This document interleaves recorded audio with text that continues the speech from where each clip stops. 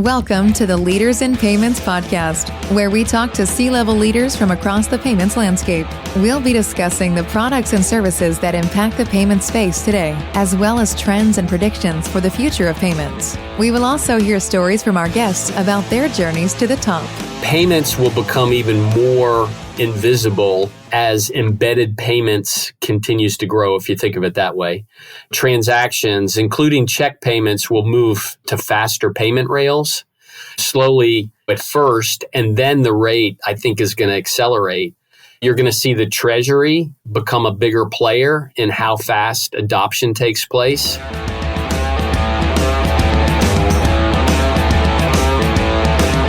That was Tede Foreman, the president of Payment Solutions at Jack Henry, and he is my special guest this week on episode 254 of the Leaders in Payments podcast, and I'm your host, Greg Myers. Jack Henry strengthens connections between people, businesses, and financial institutions. Tede discusses the payment solutions provided by Jack Henry, including open banking and real-time payments. He goes on to talk about AI use cases and his passion for teamwork. We've got a great episode ahead, so let's get started.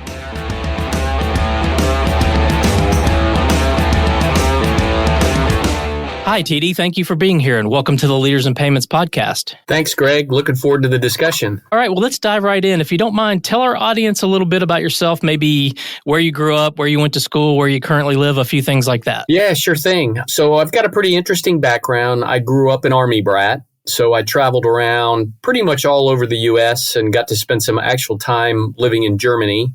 I was born in New York, spent 3 years in Germany, graduated high school in Oklahoma, ended up going to college in Kentucky, moved away for a little while, and I reside in Kentucky, Louisville, Kentucky today. Okay. Well, let's talk about Jack Henry. Tell us what Jack Henry does. Sure. So really, at the end of the day, we're a well-rounded financial technology company, and we're really focused on really strengthening the connections between financial institutions and the people they serve. We really like to ensure that our clients basically can enable innovation faster, really create some differentiation. And we've been in business for more than 46 years. We service about 8,000 clients today. Our mission is really to help reduce the barriers to financial health. And then we've been on a recent journey. What you'll hear more about, or you have heard about, is really a technology modernization strategy. And this is really creating basically open banking or banking as a service. And payments really fits in there. And I'm sure we'll talk a little bit more about it, is really our payment as a service platform. So the ability to embed payment functionality into banking services, fintechs, et cetera. Okay. And how big is the company? About $2 billion in top line revenue. We've got around 7,000 associates across the United States. Interesting, through the pandemic, we've actually hired folks. I believe we have people in every state in the United States right now working for Jack Henry. Okay. And your core customers, at least traditionally, have been banks and credit unions. Is that pretty much still true? Well, we have, if you follow us, we basically have three segments. We have our core segment, which a lot of people traditionally think of Jack Henry as. We have our payments segment, and then we have our complementary products segment. So if you look at how we're reported to the street, we really track basically on those three segments. Okay.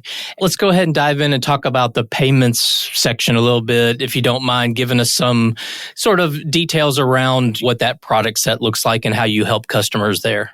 Yeah, sure. So we have three main payment verticals, I guess you could say. We have our card platform. So that is basically issuing debit and credit. We do full service credit. We've got an agent program.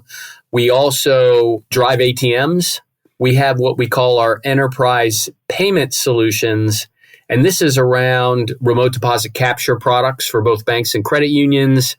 And we've got some alternative payment methods there. And then what we have is our consumer and commercial payments segment. And that is really, if you think in terms of bill pay, A to A, P2P, real-time payments. So integration with like the FedNow rails, RTP, and then offering Zelle as a service too. So those are basically our three key threads. Our payment products are what we also call agnostic. So they integrate with Jack Henry cores, but we also integrate with cores that are outside the base. We service, or we have clients that represent about 6,800 financial institutions, credit unions, and banks both. Okay. And is it a global footprint or mainly just North America? Yeah, North America. We service community banks in the United States. That's correct. Okay. It's a big enough market, right? Yeah. Well, community banks and credit unions, sorry. But yeah, both in the U.S. We're really, really focused, both in the payments world as well as Jack Henry, on supporting community financial institutions because we really believe that they're a differentiator in a community. So, making sure they've got the tools and features that allow them to compete in their local markets. Okay. You mentioned some sort of hot trends there or buzzwords, however you want to look at it. I want to dive maybe a little deeper on a couple of those. You mentioned open banking. So maybe tell the audience sort of what you guys are doing in that space. Yeah, so open banking is really where unbundling the traditional core and allowing features to be basically embedded together to offer services. So general ledger, new account opening, payment processing, lending. Really, if you think about it as basically cloud native, containerized microservices that can be put together like a puzzle to create a solution that you want. So if there's pieces outside of Jack Henry that you wanted to leverage as part of an open banking framework, you could do that. It's not these traditional monolithic applications as we think of in the past. That's really at a high level what we're looking at as far as open banking. Okay. And then the second one is real-time payments, obviously, with the FedNow launch happening recently. Maybe talk about anything kind of new and different that you're doing there. Yeah, so we've spent a lot of time kind of building out a payments hub that connects real-time payments, and it was built basically as a framework that as new rails come on, it's basically, not for a better term, plug and play. So we built our payment hub that connects Zelle and RTP. And then when the FedNow rails came out, it really enabled us to plug those rails into that payment hub. And the piece that to me makes it a very strong solution is it's integrated with all four of our cores. So we've got 3 banking cores and 1 credit union core. It is integrated with all 4 of our cores. So there's not additional integration work that has to happen. It's plugging the rail in. So we're real excited about this hub. One, it connects Zelle in there. It also connects, RTP. We just launched the FedNow rails. We've got a backlog of over 100 clients right now that are interested in turning on the FedNow rails as well. That make sense? Yeah, absolutely. One of the things that I've read about the whole FedNow and bringing that technology to market, which it's not brand new to the market, right? But I think people are talking about some unique use cases. Are you seeing that? Are you seeing financial institutions bringing to you guys some somewhat unique use cases for it? We're starting to see the concept around what use cases are going to get developed. Our recommendation right now is to turn on receive with both RTP and FedNow. And then as use cases get developed for send and request for payment, is choose which side you want to roll with based on the use cases that are probably more beneficial to you. We're looking at integrating the real-time payment rails into our own products at Jack Henry. Think in terms of real-time bill payments. Think in terms of real-time person-to-person payments. Think in terms of new account opening and being able to fund a new account real time.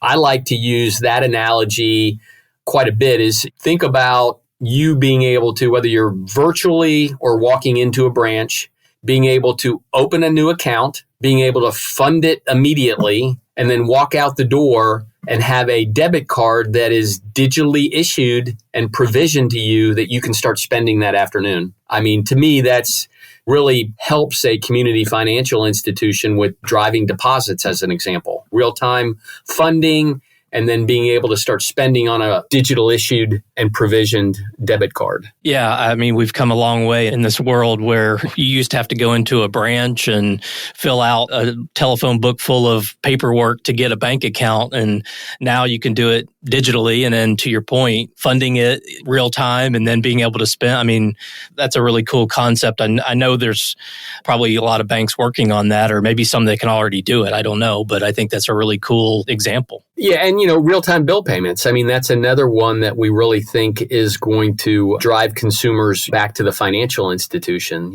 There's been a lot of fragmentation in the payment space with fintechs and non-traditional financial, basically, providers out there. I mean, it's not uncommon for a millennial couple to be doing business with 30 to 40 different, basically, payment type vendors.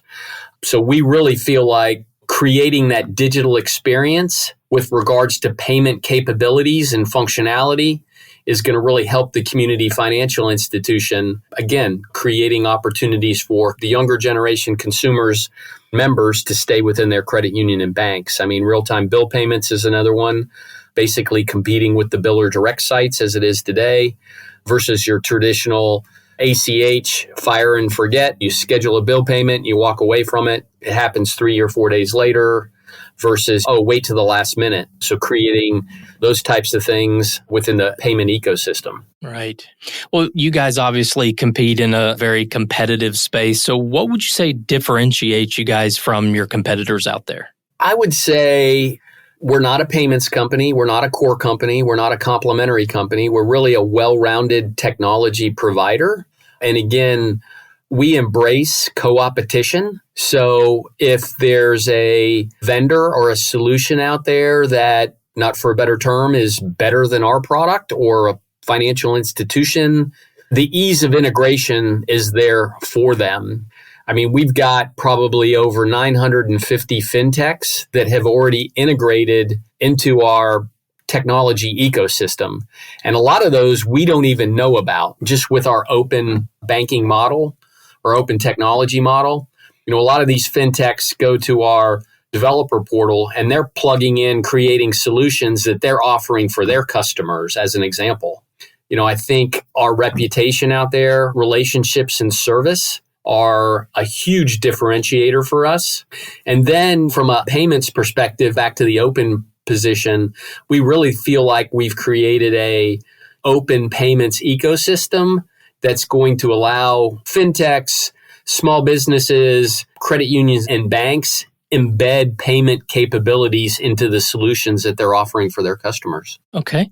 Well, where do you see the payments industry headed, say, in the next maybe 3 to 5 years? That's a good question.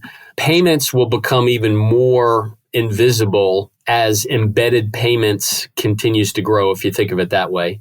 Transactions, including check payments, will move to faster payment rails, slowly at first, and then the rate, I think, is going to accelerate. You're going to see the Treasury become a bigger player in how fast adoption takes place with the launch of the FedNow rails. Think in terms of IRS payments, Treasury payments, etc., are really, really going to start driving that.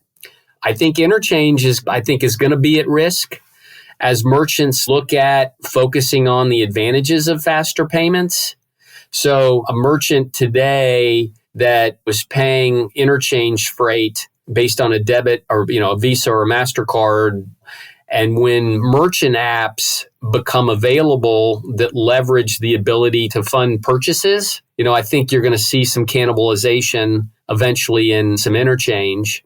I think before that happens, though, you're going to, these faster payment rails are going to have to harden, and we're going to have to get stronger or more robust fraud tools, which I think is you're seeing a lot of fraud tools that are continuing to improve and basically get to a point where they're outpacing the bad guys.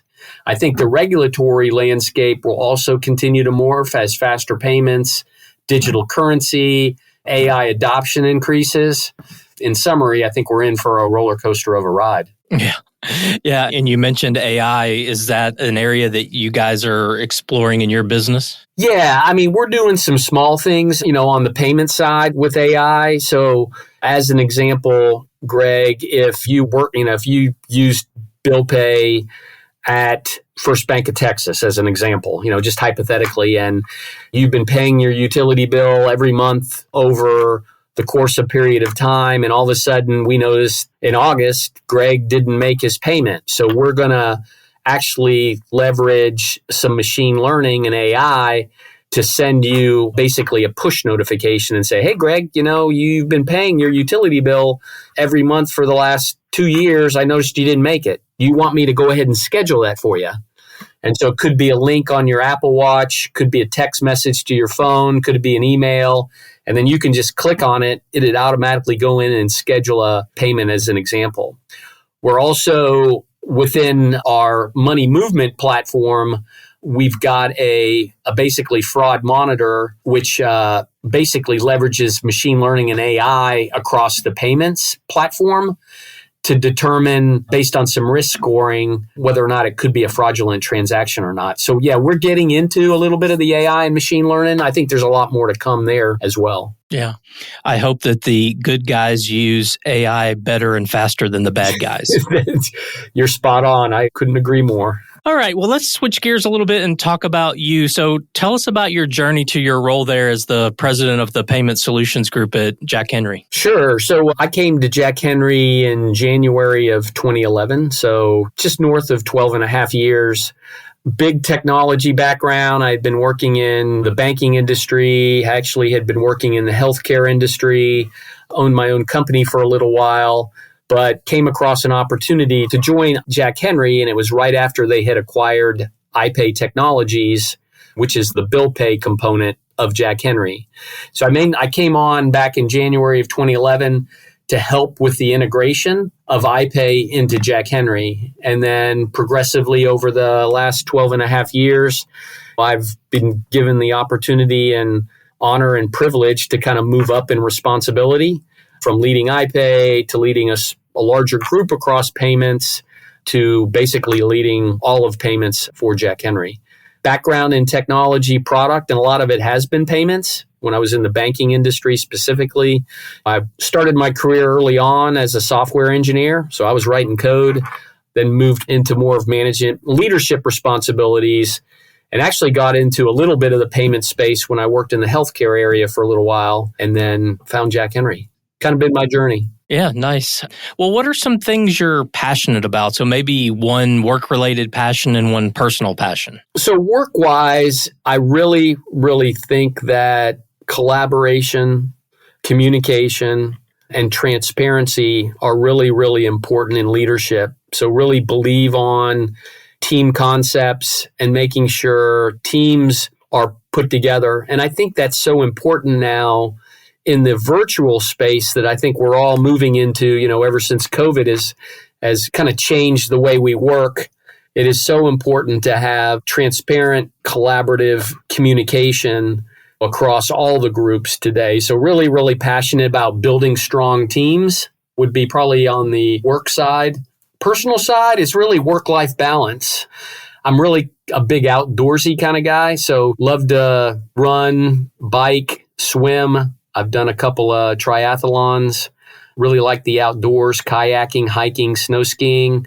So I think really being able to disconnect from work and having a passion that kind of brings you outside of that, somewhere in the outdoor space, is important to me. Yeah, it's interesting. I was listening to an interview with the CEO of one of the largest banks in the U.S., and he was talking about how it's your responsibility as an employee to unplug. The company can't make you do that, but find something that allows you to do that. And it sounds like for you, it's the outdoors. Yeah, and that's a good point. I mean, I think in this day and age with technology, you've got your phone right next to you, more than likely your emails on the phone, your instant messaging, application, texting. So it is difficult to disconnect, but I think it's important to recharge your batteries. Yeah, absolutely. Absolutely. Well, one last question. If someone's coming out of college, let's say, and they're looking at the payments industry or the fintech industry or even banking as a career path, and they come to you and they say, Tede, what do I need to do to be successful in this space? What would you tell them to do? No, it's a good question. I would say payments are very complicated and they're getting more and more complicated.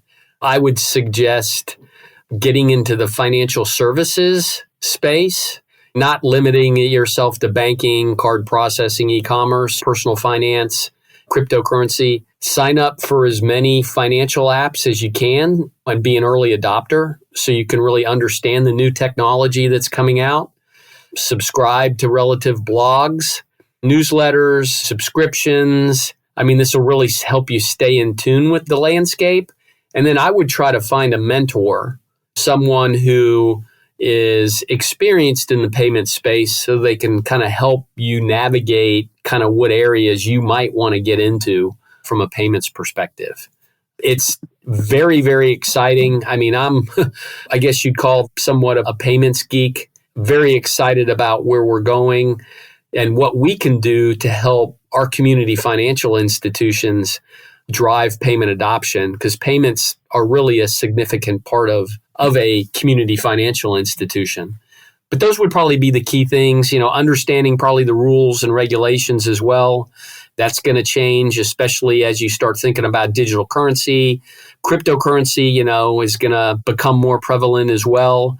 I think you're going to see cross-border payments, international payments. So just a lot of different things to cover. But getting into the financial services space will give you a good basis to start. Right.